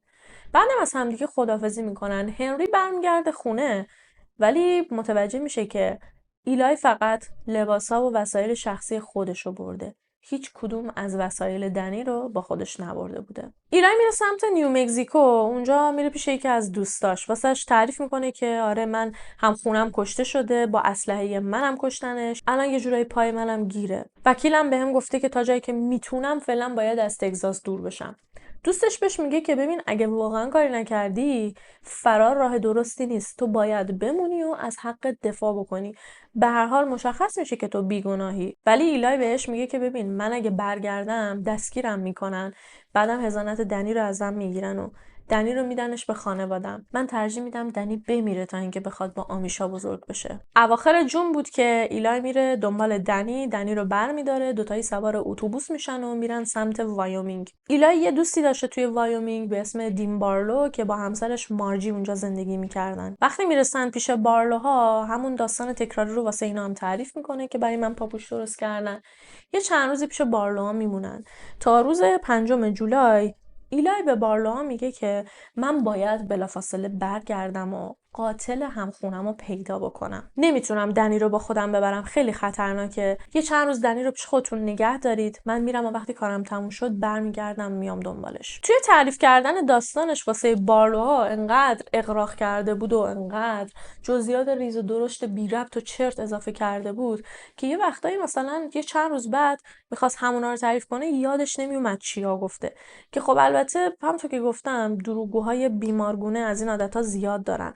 معمولا هم به خاطر اینکه داستانشون رو خیلی قشنگتر به خورد شخص مقابل بدن جزئیات اضافه و شاخ و برگ اضافه به داستانشون اضافه میکنن که داستانشون باورپذیرتر بشه. مثلا تأکید میکنن که اون روز لباس هم قرمز بود یا اون روز غذا فلان چیز خورده بودن. مادر پدر آیدا تو تمام مدت با نوه‌شون حداقل یه تماس تلفنی رو داشتن، اما از لحظه‌ای که ایلای بچه رو سپرده بود به بارلوها هیچ خبری از نوه‌شون نداشتن. داشتن در به در دنبالش میگشتن تا 21 آگوست صبر کردن و وقتی که دیدن هیچ خبری از نه ایلای هست نه از دنی، رفتن و گزارش مفقودی دنی رو به پلیس دادن. تو همین حین ایلای برگشت اوهایو زادگاهش، درخواست یه گواهینامه جدید با یه هویت و یه تاریخ تولد کاملا جدید رو داد به خاطر اینکه میخواست ردی از هویت قبلیش باقی نذاره. بعدش رفت نیو مکزیکو، اونجا یه دونه تریلر گرفت و توی تریلر زندگی میکرد. یه وقتایی هم تلفنی با دنی در تماس بود. بالا بهش گفته بودن که هر موقع که زنگ میزنی دنی باهات صحبت میکنه، بعد که قطع میکنی این بچه میشینه تا آخر شب که خوابش ببره گریه میکنه و هر بار میگه که پس بابام کی میاد دنبالم. دورادور خبر این که پدر مادر آیدا دارن دنبال نوه‌شون میگردن به گوش ایلای میرسه. اینم واسه اینکه دهنشون رو ببنده یه نامه واسهشون مینویسه و میگه که دنی توی کمپ تابستونیه. از اونجایی که با دوستاش خیلی حالش خوب بود اصرار کرد که من اجازه بدم کل تابستون توی کمپ بمونه.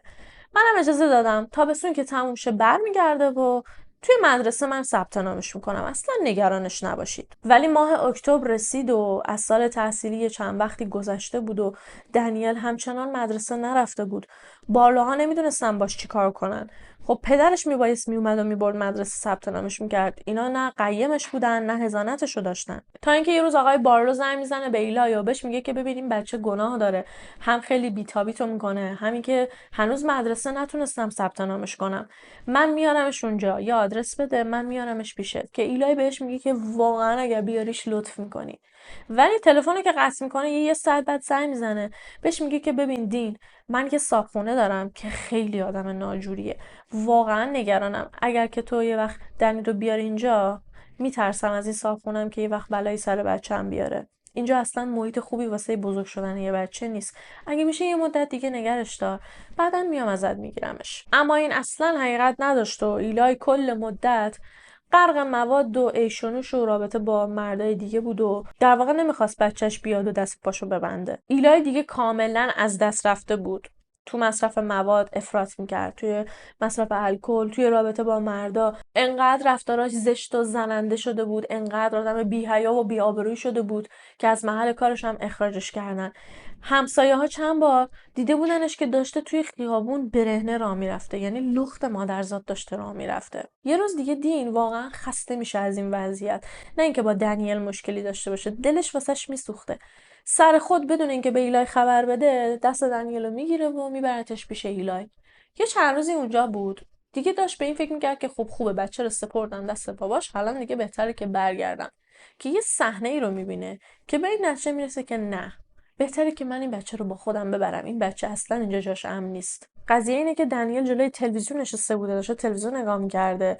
بعد دین چشمش میفته به ایلای که اون بر خونه توی هموم، در حالی که در هموم باز بوده، داشته با خودش ور میرفته. اصلا براش مهم نبوده که بچهش الان اونجا حضور داره. یعنی اگر دنیل یه لحظه سرشو برمیگردوند، باباشو توی اون وضعیت میدید. ولی ایلای انقدر بی حیا شده بود که اصلا چیزا براش مهم نبود. همچنان به مواد فروشی ادامه میداد و جیبش پر پول بود، تا اینکه یه روز خونه‌ش رو عوض کرد و رفت توی یه مزرعه ساکن شد.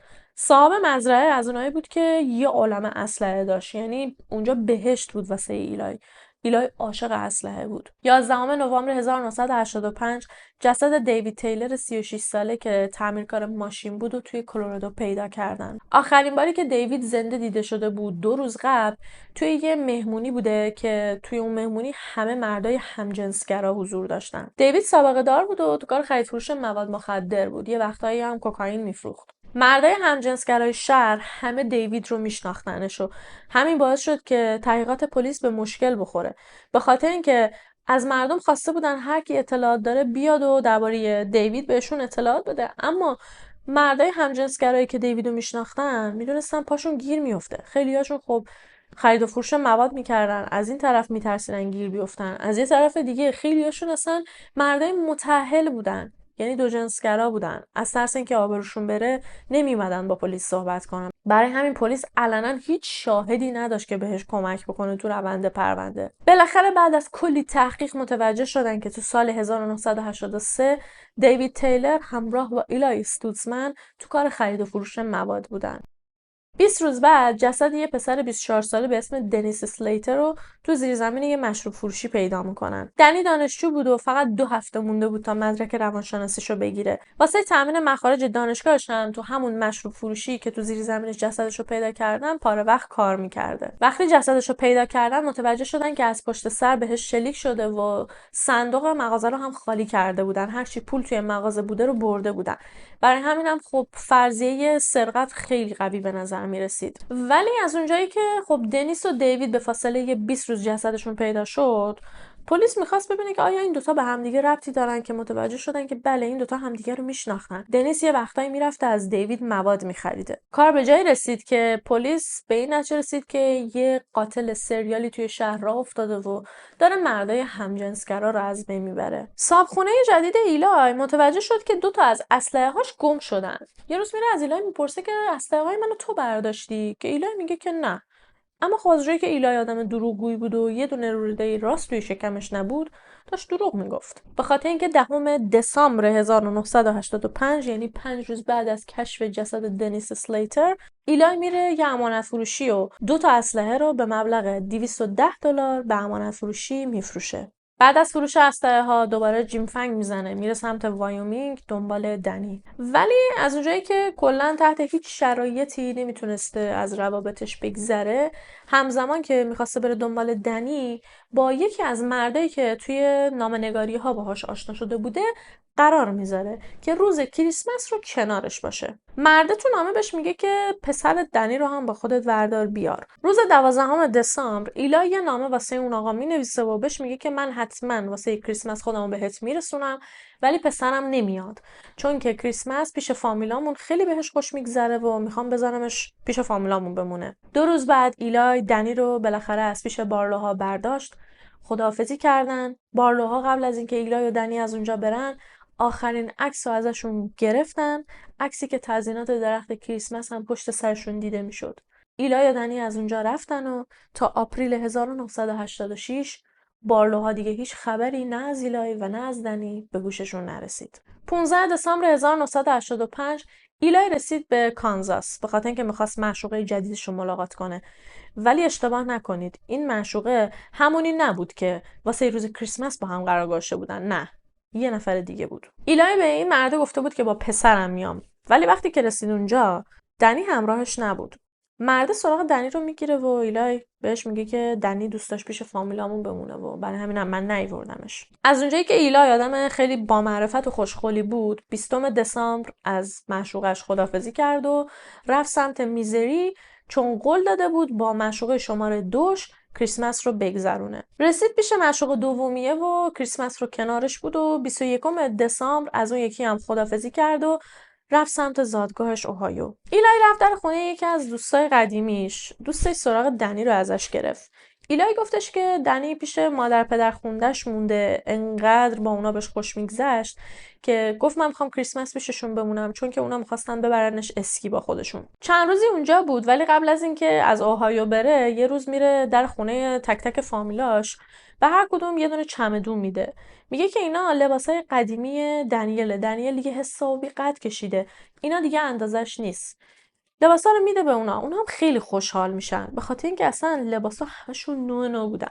حتی خیلیاشون اتیکت قیمت روشون بود. قبل از اینکه از اوهایو بره میره دیدن والدینش، اما از اونجایی که باباش هنوز سر آپگرید کردن درشکش باش قرار بوده، قبول نمیکنه که باش حرف بزنه. تا 17 ژانویه موند اونجا، بعد دیگه لباسای دنیل رو بخشید، کلی پولم به فامیلاش داد بابت تلفنایی که توی این مدت از خونه هاشون به دنی زده بوده. خداحافظی میکنه و از اونجا میره. اما فامیلاش بعد از اینکه قبضای تلفناشون میاد، خیلی واسهشون عجیب بوده که میبینن هیچ تماسی از تلفن‌های خونه‌شون به وایومینگ نشده بوده، در صورتی که توی تمام این مدت ایلای تلفن‌های خونه‌هاشون رو برمی‌داشته و وانمود می‌کرده که داره زنگ میزنه وایومینگ و با دنی صحبت میکنه. تو فوریه رفت تگزاس، یه سالی اونجا بود تا بالاخره به دور و بریاش گفتش که پسرم از دنیا رفته. یه بارم به یکی از دوستاش گفتش که دیروز خاکسپاری پسرم بود. پسرم با بارلوها رفته بوده خارج از شهر، توی تصادف رانندگی که با بارلوها بوده جونش رو از دست میده. ولی چیزی که واسه دوستش خیلی عجیب بود این بود که ایلای موقع ادا کردن این کلمات هیچ گونه احساسی توی لحن صداش نبوده، یعنی نه ناراحت بوده نه عصبانی. یه چند روز بعد یه نامه میفرسته واسه پدر مادر آیدا و بهشون میگه که حال دنی خیلی خوبه، نگران نباشید، یه چند روز دیگه میخوام بیارمش پیشتون. 29 جولای 1986 دقیقاً هولوش موقعی که بهشون قول داده بوده که دنیو ببره پیششون، یه نامه واسهشون مینویسه و میگه که خبر بدی واسهتون دارم، متاسفانه دنی توی تصادف فوت کرده و از دنیا رفته. از اونجایی که دین بارلو پشت فرمون بوده و احساس گناه میکرده بابت اینکه دنیل توی این تصادف از دنیا رفته، دنیل رو خودشون بردن مراسم خاکسپاریش رو برگزار کردن و توی مقبره خانوادگی بارلوها هم خاکش کردن. عین همون نامه رو هم، یعنی کپی برابر با اصل، میفرسته واسه پدر مادر خودش. پدر آیدا اصلا آدم احمقی نبود، اتفاقا مرد خیلی باهوشی بود. هیچ کدوم از حرفای ایلای واسش با عقل جور در نمیومد. البته ناگفته نماند که خب ایلای خیلی سال بود که دامادشون بود دیگه، میدونست دامادش چه آدم چاخانیه و یه روده راست روی شکمش نیست. طاقت نیورد و رفت وایومینگ. اونجا با پلیس وایومینگ صحبت کرد و اونجا بعد از اینکه تحقیق کردن متوجه شدن که هیچ مقبره خانوادگی به اسم مقبره خانوادگی بارلو ثبت نشده. به جز اون اخیراً هیچ تصادفی هم توی سالت لیک سیتی ثبت نشده، چون ایلای ادعا کرده بود که تو سالت لیک سیتی این تصادف اتفاق افتاده. پلیس شماره بارلوها رو پیدا کرد و باهاشون تماس گرفت که بارلوها گفتن اینا همش چرت و پرت محضه، ما از دسامبر 1985 این پدر و پسر اصلا دیگه ندیدیمشون. یه چند باری از اون موقع به بعد تلفنی با ایلای صحبت کردیم، ولی هر بار خواستیم با دنی صحبت کنیم یه بهونه آورده، یه بار گفته خوابه، یه بار گفته بیرونه. پدر آیدا رفت پیش بارلوها به خاطر اینکه میخواست از نزدیک باشون صحبت بکنه. بارلوها آخرین عکسی که از ایلای و دنیل رو گرفته بودن به پدر آیدا دادن، عکسی که روز 14 دسامبر گرفته شده بود. 11 روز بعد 24 دسامبر 1985 همون روزی بود که چاک کلیولند پسر کوچولوی آبی پوشو کنار جاده پیدا کرد. همون پسر کوچولویی که باباش آخرین کسی بود که زنده دیده بودش. هویت اصلی پسر کوچولوی آبی پوش تا دسامبر 1987 مشخص نشد. تا مقاله ریدرز دایجست اومد بیرون و چند تا از فکا فامیلا و اطرافیان ایلای احساس کردن که این بچه میتونه دنیل باشه. پسر کوچولوی آبی پوشو خب خاکش کرده بودن همونطور که گفتم، اما مستندات پروندهش رو کامل ثبت کرده بودن. تا بالاخره الگوی کف دستش رو که توی مدرسه‌اش ثبت کرده بودن با الگوی دست پسر کوچولوی آبی پوش مطابقت دادن و متوجه شدن که جسد متعلق به دنیله. 11 دسامبر 1987 حکم دستگیری ایلای اومد. 3 روز بعد 14 دسامبر توی تریلرش دستگیرش کردن. بدون ممانعت، بدون وحشی بازی، خیلی راحت توی سکوت با خودشون از اونجا بردنش. ایلای پرسید جرم من چیه؟ بهش گفتن که شما به اتهام کودک آزاری الان بازداشتی. که ایلای گفتش که دروغه، من کودک آزاری تا حالا نکردم. از اونجایی که ایلای کلا جرمش رو گردن نگرفته بود، میبایست دادگاهش برگزار میشد تا به وضعیتش رسیدگی بشه. 12 ژانویه 1988 بالاخره دادگاهش به اتهام قتل پسرش برگزار شد. ایلای میتونست جرمش رو تمام کمال بپذیره و اعدام نشه، اما خب باید قضیه رو کامل تعریف میکرد و هیچی رو هم جا نمینداخت. ایلای گفتش که دنی حین سفر از وایومینگ به اوهایو سرمای خیلی شدیدی خورده بود، یعنی از قبل سرما خورده بود، خونه بارلوها. توی مسیر حالش بدتر شد و گلوش چرک کرد. بارلوها حرفش رو تایید کردن، گفتن که آره خب زمستون بود دیگه، دنیل مریض شده بود اما ما برده بودیمش دکتر، داشت سر وقت داروهاشو میخورد و حالش داشت بهتر میشد. چیز خیلی عجیب غریب و خاصی نبود. چیزی که توی اظهارات ایلای خیلی توی ذوق میزد این بود که وقتی که صحبت میکرد هیچ گونه احساساتی توی صداش نبود. از همه اینا بدتر وقتی که میخواست درباره دنی صحبت بکنه، به جای اینکه بگه پسرم یا به جای اینکه بگه دنی، میگفت پسره. مثلا گفتش که پسره خواب بود، رفتم بالا سرش که بیدارش کنم که بهش دارو بدم، که دیدم پسره هیچ جوره از خواب بیدار نمیشه. یعنی حتی حاضر نبود بگه پسرم، یعنی حتی حاضر نبود اسم پسرش رو به زبون بیاره. ادامه داد که نیمه شب توی اوهایو تو مسیر بودن، داشته رانندگی میکرده که پسره رو صدا میکنه که داروهاشو بهش بده، که متوجه میشه که پسره انگار خیلی حالش بده. وقتی میبینه که هر چی صداش میکنه بیدار نمیشه، میزنه کنار، میره سراغ پسره، میبینه که رنگش پریده و مردمک چشمش رفته عقب. نبض دنیل نمیزده. ایلای سعی میکنه که بهش تنفس دهان به دهان بده، ولی خب ظاهرا فایده ای نداشته. بعد به اینجای صحبتاش که رسید گفتش که وقتی دیدم تلاشام فایده ای نداره و پسره قرار نیست زنده بشه، تصمیم گرفتم که رهاش کنم تا خدا نگهدارش باشه. خیلی ناراحت بودم، از ماشین آوردمش بیرون، گذاشتمش کنار جاده. دوست نداشتم به خاک بسپرمش، برای همینم روشو با برف پوشوندم و به برف سپردمش. ازش پرسیدن وقتی گذاشتیش کنار جاده زنده بود؟ گفتش که سوال خوبیه، بعید میدونم ولی شایدم زنده بوده. ازش پرسیدن که خب اگر این اتفاقیه که افتاده، چرا بعدش هر جا نشستی کلی دروغ سرهم کردی که پسر توی تصادف با بارلوها از دنیا رفته؟ که گفتش که اینم سوال خوبیه. کاراگاهی که اولین بار جسد رو پیدا کرد و رفت از نزدیک بررسیش کرد، توی دادگاه گفتش که وقتی جسد دنیل رو پیدا کردم، برفایی که دور و بر بدنش بوده همه آب شده بودن، که این نشون میداد بدن بچه هنوز گرم بوده و احتمال خیلی زیاد وقتی که ایلای گذاشتتش کنار جاده بچه هنوز زنده بوده و گرمای بدنش برفا رو آب کرده بوده.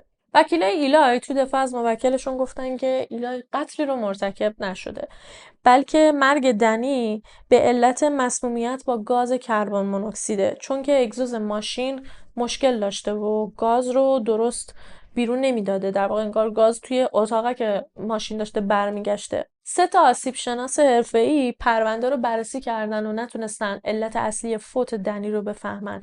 اما گزارشات کالبدشکافی نشون داد که توی بدن دنی میزان خیلی زیادی کربن مونوکسید وجود داره که از حد عادی بیشتره و این یعنی اینکه حرف وکیلا میتونست درست باشه و همونطور که قبلتر بهتون گفتم هر جوری که سعی کردن نتونستن علت فوت دنیل رو بفهمن و خب منطقی ترین علت فوتی که تونستن پیدا کنن همین مسمومیت با گاز مونوکسید بود. در نهایت ایلای از اتهام قتل تونست قصر در بره و فقط به اتهام مخفی کردن مرگ پسرش و سهلنگاری رها کردن جسدش گناهکار شناخته شد و به 18 ماه حبس محکوم شد. اما نباید یادمون بره که کلی قتل دیگه توی این پرونده اتفاق افتاده بود که همشون یه جورایی به ایلای مربوط می شدن.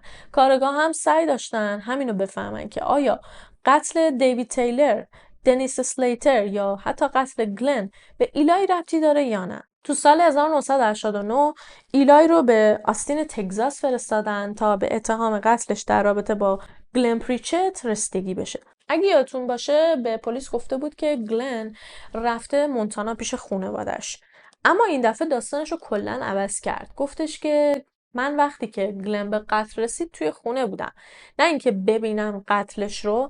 فکر میکنم توی مثلا بیرون از خونه یا توی یکی دیگه از اتاقا به قتل میرسه، اما کنار پسرم خوابیده بودم که با صدای شلیک اسلحه از خواب پریدم.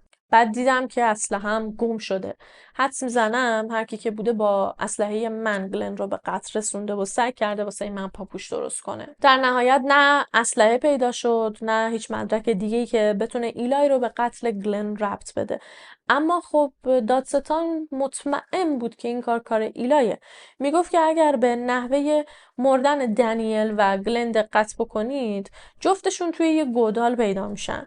انگاری که ایلای از یه متد خاص استفاده کرده بوده. واسه هر دو قربانی هم ایلای جلوی همه وانمود میکرده که از اون شخص خبر داره، باهاش تلفنی صحبت میکنه. به همسایه ها مرتب گفته بود که گلن رفته دیدن خانوادهش، حالش خوبه. از اون طرف هم بعد از اینکه پسرش از دنیا رفته بوده، وانمود میکرده که پسرش زنده است. حتی وانمود میکرده که داره از تلفن خونه فک و فامیلاش به پسرش زنگ میزنه و باهاش صحبت میکنه. ولی قاضی پرونده قبول نکرد که یه پرونده قتل دیگه رو توی این دادگاه درباره‌اش صحبت بکنن. تنها چیزی که هیئت منصفه اون لحظه شنیدن این بود که پسر ایلای هم با شرایطی مشابه از دنیا رفته. و خب همین واسه هیئت منصفه کافی بود که بعد از 4 روز مشورت ایلای رو گناهکار بشناسن و قاضی به 40 سال حبس محکومش کنه. توی مدتی که زندان بود موفق شد که درسش رو تموم کنه، مدرکش رو بگیره. به همه هم میگفت که دنیل قربانی توطئه شد. چند سال پیشا یه ویروس دستساز فراگیر توی شهر پخش شده بود که همزمان با دنیل کلی بچه دیگه جونشون رو از دست دادن و دنیل هم این وسط قربانی شد. سال 2005 بعد از 13 سال از 40 سال حبسش به خاطر رفتار خوبش آزاد میشه. اما خب به قید مشروط آزاد میشه. میره تگزاس، اونجا یه آپارتمان اجاره میکنه و خیلی بی سر و صدا زندگیشو تا چند سال آینده ادامه میده. دیگه سمت خلاف نمیره. خب افسر مشروطه داشته دیگه، اصلا جرئت نمیکرده سمت خلاف بره. لوازم چرمی دستاس توی خونه درست میکرد و میفروخت. یه سگ داشت به اسم اسپورت. یه وقتایی هم میرفت اسبا رو تعلیم میداد. جالبه که ایلای معتاد کوکائین شده بود. بعد به همسایه‌هاش میگفت که منو به اتهام مواد فروشی انداختنم زندانی. 13 سال من برام پاپوش درست کرده بودن و به اتهام اینکه من مواد فروشم افتاده بودم زندان. به بعضی از همسایه‌هاش گفته بود که من یه مرد کاملا مجردم، تا حالا ازدواج نکردم و بچه ندارم. فقط چون که همجنسگرا بودم از جامعه آمیش‌ها منو طردم کردن. ولی به بعضی دیگه هم میگفتش که من یه زمانی متأهل بودم و همسرم از دست دادم و پسرم هم سپردم به خانواده آمیشم، داره بین آمیش‌ها بزرگ میشه. یعنی این آدم حتی تو پیری هم دست از چاخان و دروغ و پرت و پلا گفتن بر نمیداشت، که خب البته واقعا توقع عجیبیه. نمیتونی از یه دروغگو انتظار داشته باشی که وقتی پیر میشه خودشو اصلاح بکنه. فقط آدما وقتی پیر میشن اخلاقای بدشون بدتر از قبلا میشه. 31 ژانویه 2007 ایلای تو سن 56 سالگی خودکشی میکنه و میمیره. همسایه‌هاش میگن که قبل از فوتش، یه چند هفته قبل از فوتش، رفتارش خیلی عجیب شده بوده. ایلایی که توی تمام این مدت بی سر صدا آروم داشته زندگیشو میکرده، یهو شروع میکنه مهمونی‌های عجیب غریب میگیره، مردای مختلف، آدمای عجیب میآورده توی خونش. اکثر این آدما هم یا تنفروشای همجنسگرا بودن، مرد بودن همشون، یا مواد فروشا و ساقیای محل بودن. مثلا میدیدی توی یه روز 20 نفر میرفتن داخل، باز دوباره 10 نفر میمدن بیرون. بعد لوازم خونه ایلای همه روز به روز کمتر میشده. حالا یا اینا ازش میدزدیدن بلند میکردن یا خودش میبخشیده، که من احساس میکنم خودش میبخشیده، مثل همون کاری که با لباسای دنیل کرده بود. انگاری که ایلای داشت خودش رو واسه مردنش آماده میکرد. انگار دوباره برگشته بود به دوران اوج جوونی و تصمیم گرفته بود که قبل از اینکه بمیره تا ثانیه آخر اشغالشو بکنه. ایلای با تیغ یه زخم خیلی عمیق روی دستش کشیده بود، جوری که یکی از رگاشو بریده بود و همونم باعث مرگش شده بود. گزارش کالبدشکافی نشون داد که توی بدنش پر از کوکائین بوده و همچنان به HIV هم مبتلا بوده. بعد مرگش بود که همسایه‌ها فهمیدن که این آدم کی بوده و چی کرده. هیچکس جسدش رو تحویل نگرفت.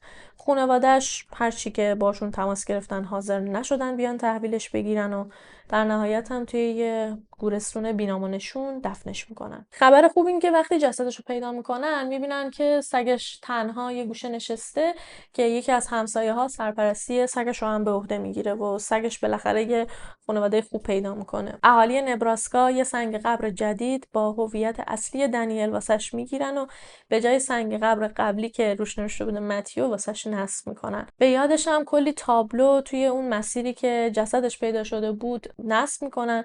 حتی یه بار یه گردباد خیلی شدیدی میاد، همه تابلوها خراب میشن، ولی مردم دوباره میرن و تابلوهای جدیدی میذارن که یاد دنیل همیشه توی ذهن همه باقی بمونه. امیدوارم که روح دنی، آیدا، بچه‌ای به دنیا نیامدش، گلن، دیوید و دنیس توی آرامش باشه. ولی شرمنده نمیتونم واسه ایلای همچین چیزی رو بخوام. مرسی که این ویدیو رو هم تا آخر تماشا کردید. شبتون بخیر و تا ویدیوی بعدی فعلا خداحافظ.